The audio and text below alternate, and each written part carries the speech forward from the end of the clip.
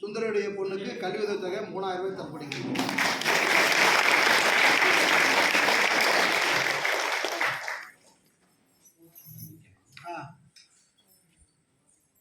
அக்கா அந்த டோர் கொஞ்சம் க்ளோஸ் பண்ணுங்க. உமாவுடைய பொண்ணுக்கு உமாவுடைய பொண்ணுக்கு கல்வி உதவித்தொகை, சின்ன பொண்ணு பாப்பா படிக்கிறது.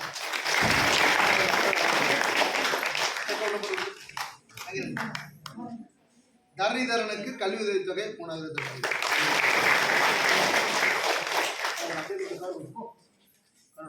பாப்பா லக்ஷ்மி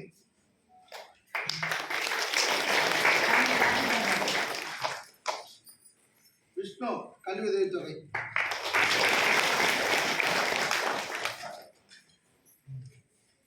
சாரங்கன் கல்வி உதவித்தொகை.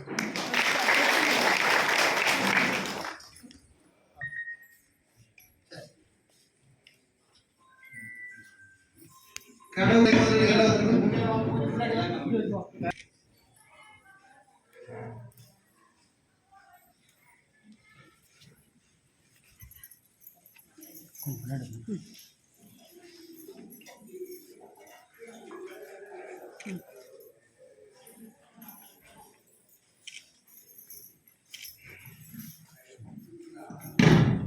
இந்த கோயிலில் யாரெல்லாம் வறுமை கோட்டில் இருக்கிறீங்களோ படிக்க வைக்க முடியலன்னா உங்கள் குழந்தைகளை வந்து கண்டிப்பாக வந்து கல்வி படிக்க வைங்க.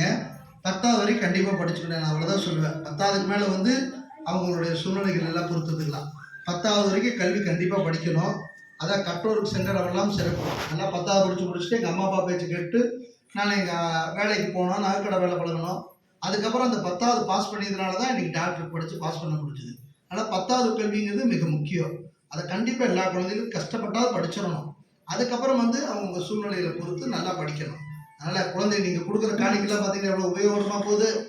ஒவ்வொரு வாரமும் நீங்கள் கொடுக்குற காணிக்கையெல்லாம் பாபுஜி சாமிகள் வந்து கல்வி உதவித்தொகை, முதியோர்களுக்கு வந்து அவர்களுக்கு வேண்டிய உணவு, உடை, அவங்களுக்கு வேண்டிய சாப்பாட்டுக்கு வேண்டியது தரோம்.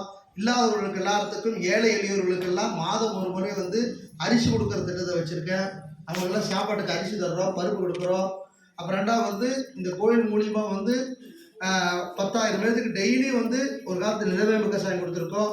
டெய்லி 1000 பேர்த்துக்கு 16 கிராமங்களில் உணவு உடைச்சிருக்கோம். டெய்லி 1000 பேர்த்துக்கு 16 கிராமத்தில் வயதானவர்களுக்கு மட்டும் டெய்லி இந்த கோயிலேருந்து 3 நேரம் சாப்பாடு போயிட்டு இருந்தது. அந்த மாதிரி அற்புதங்களை எல்லாம் நாகசக்தியம்மா செய்கிறதுக்கு நமக்கு ஒரு வாய்ப்பு கொடுத்துருக்காங்க. சேவை செய்யறதுக்கு இதை பணக்காரருந்து கொடுக்கல. நான் யோசிச்சு ஒரு 1500 ரூபா பணம் இல்லாமல் முருகன் சிலை வாங்க முடியாமல் இருந்தோம். ஆனால் ஆண்டவன் செல்வத்தை கொடுக்கும்போது அதை நினச்சி சரியாக பண்ணணும். ஏன்னா கடவுள் வந்து நம்மகிட்ட எது எதிர்பார்க்குறாரு? நம்மகிட்ட தர்மம், சத்தியம், தானம், இந்த 3 தான் முக்கியம். உங்களை சந்தோஷமாக வச்சுருக்கிறது வந்து இந்த நீங்கள் செய்கிற தர்மமும், நீங்கள் செய்கிற தானமும், நீங்கள் எடுத்துக்கொண்ட வாழ்வு சத்தியம் தான். உங்களுக்கு எவ்வளவோ பிரச்சனைகள் வரலாம், வாழ்க்கையில் எவ்வளவோ கஷ்டம் இருக்கலாம். அதை தாண்டி உங்களுடைய சத்திய தர்மத்தோடு இருங்க, நல்லது நடக்கும். அடுத்த வாரம் வந்து மகாலட்சுமி பூஜை நடக்கிறதுனால மகாலட்சுமி பூஜைக்கு பக்தர்கள் எல்லாரும் உங்கள் வீட்டு பக்கத்தில், சொந்த பந்தத்தில் யார் கடனில் கஷ்டப்பட்டாலும் சரி, அவனை எல்லாம் 100 ரூபா காயின்ஸை கட்டி கொண்டு வந்து மகாலட்சுமி பூஜையில் கலந்துக்கு வைங்க.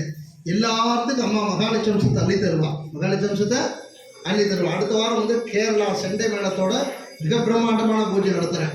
மகாலட்சுமி அலங்காரம் சாமி பூரா பண நோட்டுக்கட்டுகளால் அலங்காரிக்க வச்சு அந்த சாமி பூரா எல்லா சாமியும் நோட்டுக்கட்டுகளாக அலங்காரம் வச்சுருப்பாங்க. அப்பேற்பட்ட சிறப்பு பூஜை நடக்குது. அம்மா மகாலட்சுமி வரும்போது உங்களுக்கும் மகாலட்சுமி அம்சத்தை கொடுத்துருவாங்கிறது ஐயமில்லை. எல்லாரும் நல்லது நடக்கட்டும்.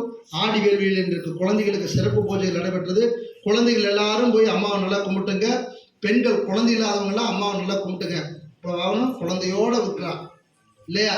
அவள் தன் குழந்தைய மடியில் ஏற்றி வச்சிருக்க மாதிரி நிச்சயமாக நீங்களும் மடி ஏற்றி உங்கள் குழந்தைய வச்சிருப்பீங்க. சரிங்களா? எல்லாத்துக்கும் நல்ல நடக்கணும். இந்த அலங்காரத்தை, சிறப்பு அலங்காரத்தை நமது மடத்தினுடைய மூத்த சீடர் தலைமையாக இருக்கக்கூடிய தங்கத்துறை சிறப்பாக செஞ்சுருக்கோம். அவனுக்கு நம்ம மடத்தின் சார்பாக வாழ்த்துக்கள் சொல்லிக்கிறோம்.